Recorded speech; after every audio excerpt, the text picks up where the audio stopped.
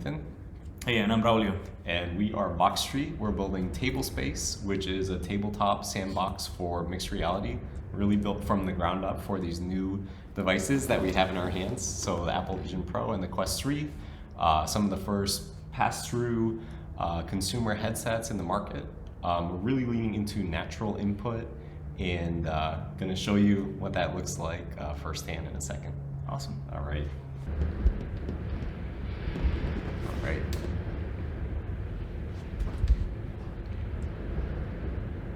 Cool. And we're going to have voice chat on so that we can talk to each other if we were doing a remote session. And yeah. So you want to talk about the different game modes that are available, probably? Yeah, of course. So we have these three boxes right here for multiplayer. The first one on the right, at least on my right, is poker, right? And the cool thing about these boxes is that you basically just have to place them on the center to enable them. And you also, if you give them a little shake, you can hear the pieces moving inside the cards, right? So the other interesting box is the one that Ethan is holding, was free play. This one actually allows you to play. You have a standard deck of cards, and you can play any game with that with your friends. Basically. Yeah, really anything you want to do with a deck of standard playing cards, you're empowered to do inside of Table Space, which is awesome. And the last box is Hanafuda. It's actually a Japanese game, and it's really fun. I really like the art on that one. Yeah. So we'll dive into that in a bit, but you want to start with the free play match? Yeah, let's go. All right. Nice. Beautiful. Okay. So, you know, it's a multiplayer game. Right now we support up to 4 players, but in the future we might support 8 or more. We're seated around this nice octagonal table, and Braulio's got his avatar relayed on top of his physical persona, but of course you can do remote matches and all of that. Exactly. Yeah. And here we have the deck of cards.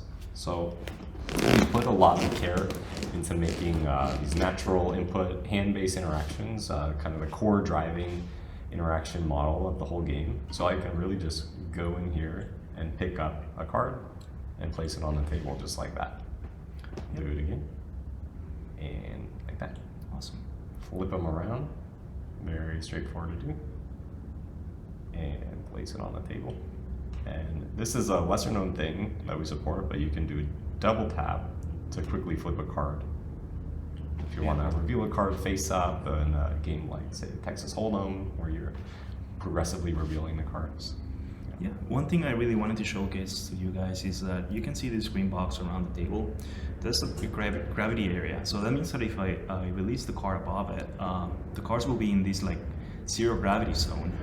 And if you put them lower, like under this like box, you will actually have them like be pulled by the table gravity. You can see that, right?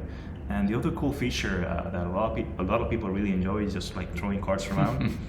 And so we also have like custom-made gravity, right? You can see here Ethan like playing with it, right? Just like throwing it away, and they'll come back. The reason for this is we don't want you to lose your pieces and cards, so they always come back to the playable area. Yeah. So this sort of floaty interaction, I think it strikes this nice balance between physically based, so you can always bring it into kind of the zone of play and have it be standard gravity, but also these magical interactions that XR affords us. And the last thing, actually, if you were thinking of like hiding a card onto the table, just to like cheat, we actually don't allow that. They'll actually come back to the play area, so don't even think of that. Yeah. All right. So maybe we can talk about these card docks that are in front of us. Yeah, go for it.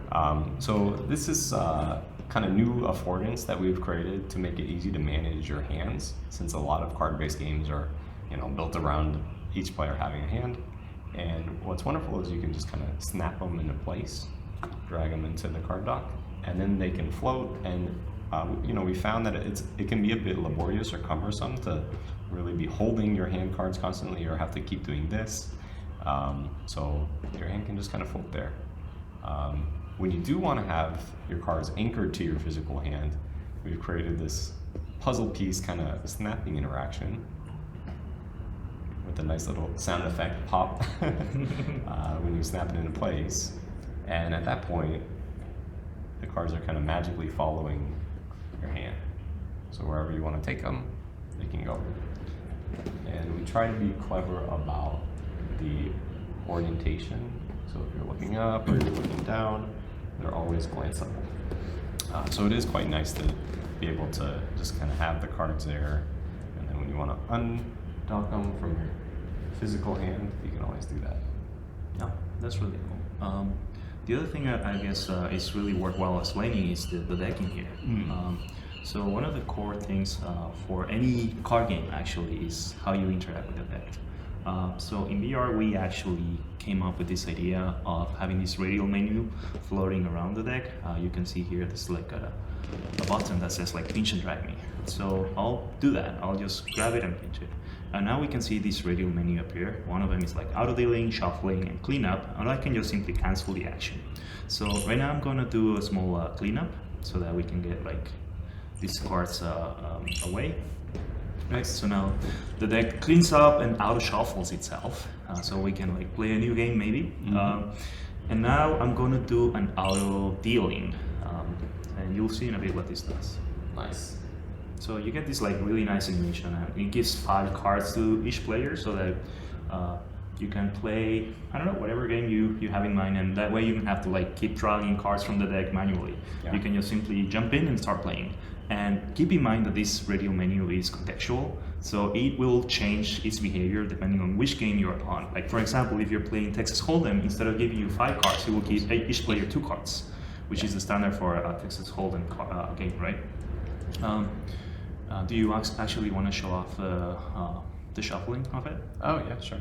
Yeah, so another core radial menu action is the shuffle. It's a beautiful animation, fun little affordance there whenever you need to randomize the deck for the game that you're playing. Yeah. Very fun to trigger a shuffle. Also, another thing that we haven't really explained is that you can, I mean, you already seen us do this, but you can actually move the deck wherever you want. Just grab it by this corner here, and you can place it wherever, basically. Oops, I think I almost threw something off. Maybe it's time for us to showcase Yes, let's do that. something that we've added recently, which is table transparency. So, you know, depending on your play setup, we deliberately place some artifacts on the table in front of us. You can tweak the transparency of the table, make sure you can see your surroundings. We think this is one of the most powerful things of these mixed reality style games is blending your physical and virtual environments and doing so in a way that's safe and comfortable for you as a player. Yeah, that's really great. The other feature that I wanted to showcase today is actually skyboxes. So for those players that really want to, you know, be fully immersed in playing tabletop games, we have these like 4 new environments. Like one of them is San Francisco, where we're actually right now recording this video, and you can see a Golden Gate over there. You can see this like really nice sunset view on the ocean. We also have this one like Mayan inspired skybox. You can like you are in the jungle on these like pyramids, which is really fun and just take you away to a different location, right?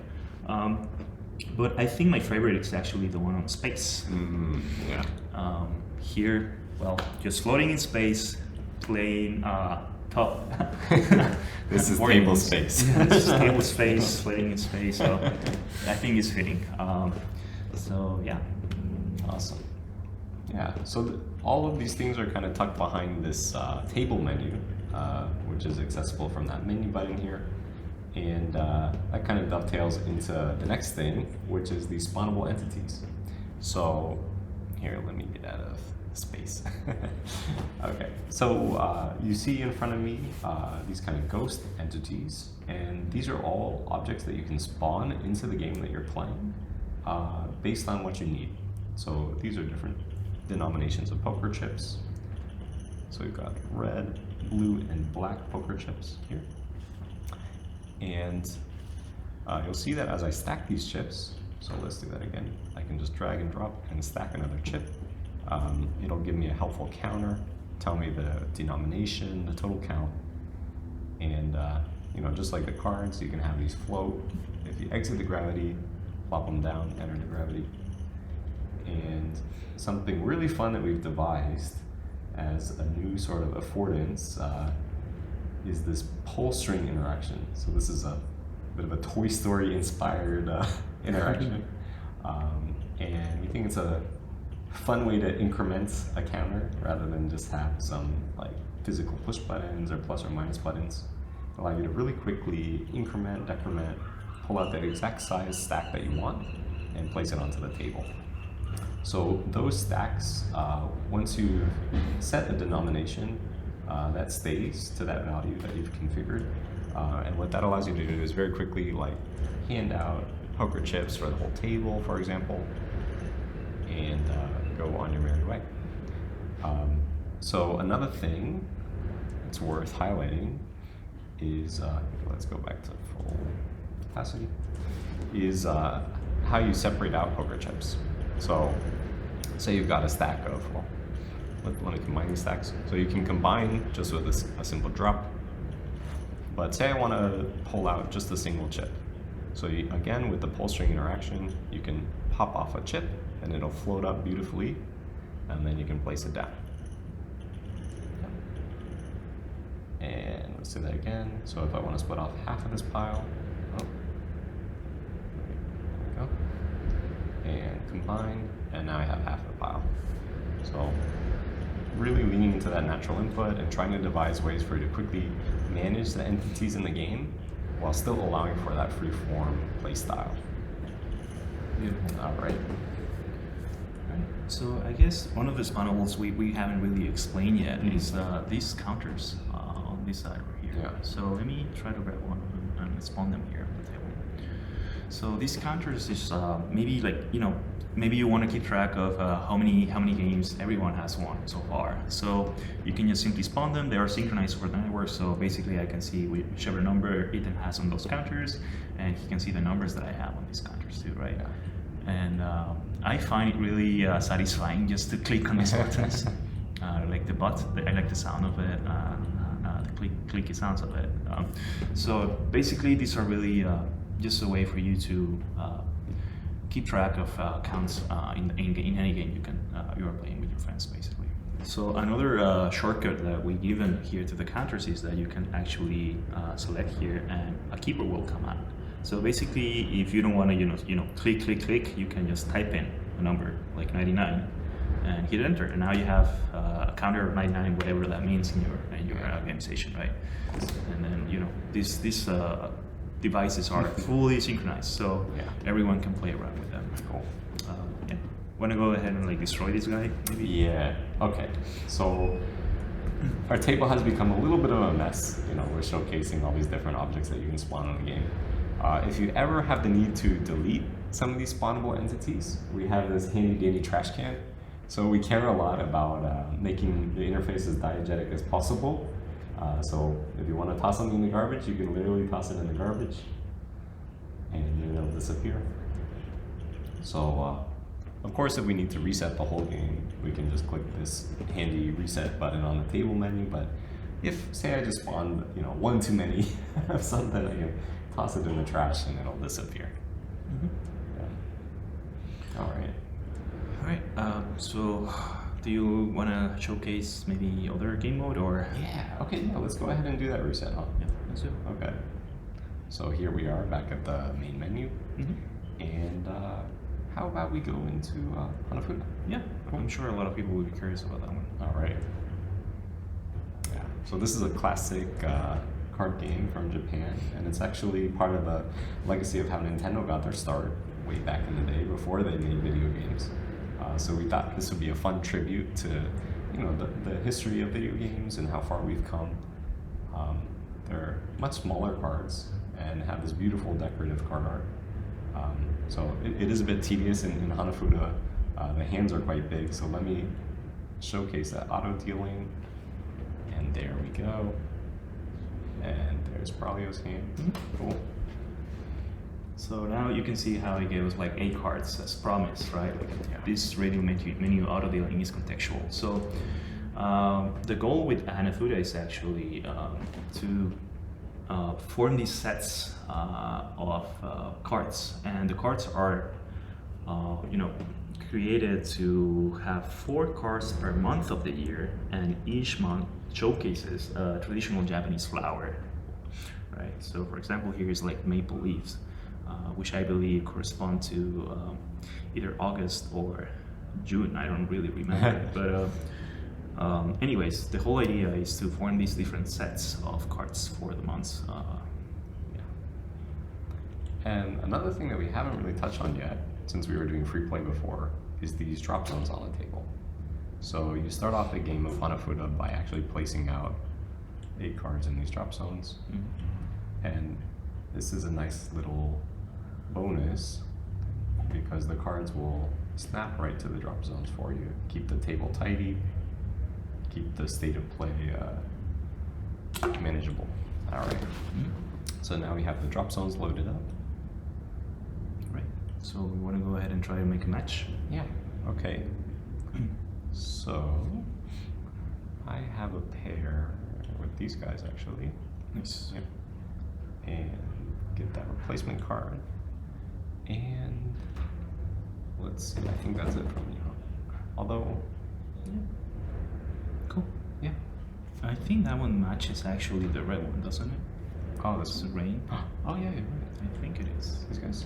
Yeah, I believe so. All right. It's raining, right? Cool. Rainy season. All right, I think it's my turn. So I know right away what I want to do. This is basically grab that one there. Let me slide this so that. And actually, by the way, the game we're playing right now is called Koi Koi, which is played by Hanafuda cards. Yeah. We are still learning the game, so please be kind with us. Yeah, but part of the fun for us as creators is to keep exploring this whole beautiful world of tabletop games and, you know, the rich cultural legacy that come along with it. And yeah, something really exciting with Table Space is we'll keep shipping new game modes every single month, or really every single week, sorry. Yeah. And keep pushing the frontier, surfacing new primitives, and yeah, can't wait to ship the next round of game modes very soon. I think it's your turn. Okay, yes. I want us to get to the point where we can showcase the particle system. Oh yeah, That'll absolutely. be interesting. Hey. Oh yeah. So just as a fun little flourish, once you have all of the cards from a given month on the table, we'll do a nice little particle effect. Mm-hmm. Yeah. And this is one of those things that you can only do in VR. Like, Yeah. You can imagine like us spawning these animals like running around the table, and like even like more complicated animations as well. Absolutely. That will be really interesting and fun to play with. Yeah. Right. So one of the nice things we added here is that if you want to move your table somewhere else, you can. Like maybe I want to have this table free, so I move the virtual table over to the side, and you can see Eden's avatar floating over there, right? Even though he's actually physically here. So this is also, you know, a cool thing we added for comfortable play. Yeah. And what's amazing about all of this is, you know, it's truly cross-platform. So players on Quest and Vision Pro can be experiencing the same shared coordinate system and doing these nice table movement operations without having to worry about what device their friend is on. And you still get that sense of co-presence. And of course, the avatars that we have today, we try to keep them stylish, but we'll keep exploring new, different styles of avatars and fun ways of expressing yourself within table space. Mm-hmm. I guess maybe the last thing I wanted to showcase, Ethan, if you allow me, is I'll leave this multiplayer session because I can already hear some people saying like, well, why if I don't have, you know, I want to play single, like solo mode, right? So we actually added a solo mode game. It's called Popping Balloons. Yeah. It's a very simple game, right? The whole idea here is to show you. You basically get this card, and what happens when you grab it is that a bunch of balloons start spawning, and the whole idea is you have to pop them by throwing cards at them, and you have to be careful, like really fast, like not lose balloons to the spikes at the top. And the whole thing is that, you know, it's kind of like an arcade game where you have to make the more points, you know, in 1 minute. So we hope that gives you a flavor of what we've got going with Table Space. And again, we're committing to shipping new updates every week with new game modes, exciting capabilities, and also just general quality of life improvements to make this experience a delight for y'all. So can't wait to share upcoming release. We just shipped our second release since we did the launch on Quest and Vision Pro. We're still in a public preview period, so we're very actively seeking feedback from players. We have a little Discord community going, and actually if you're one of the first 100 members of our Discord community, you will unlock special commemorative card art that we'll be creating just for you as one of our early supporters. So definitely encourage you to join that. Give us your feedback as it comes in. And yeah, I want to let you know, we really prioritize and care a lot about what our users are saying. So can't wait to hear from you on the Discord. Have fun, guys. Cool. See ya. Cheers.